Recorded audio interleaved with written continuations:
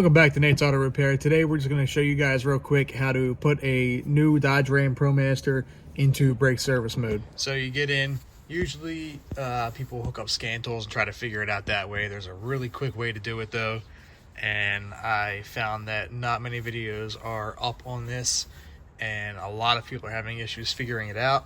So you're going to get in, you're going to turn the accessory on, you're going to go to the center display, hit the picture of the truck, go to settings, which we're already in, go down to brakes, brake service.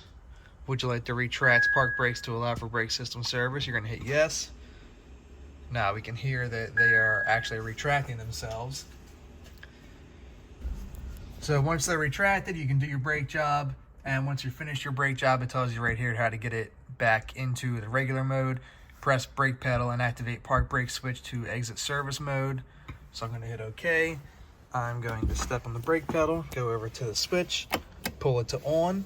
I can hear the brakes actuating now, and that is going to put them back into the regular driving mode.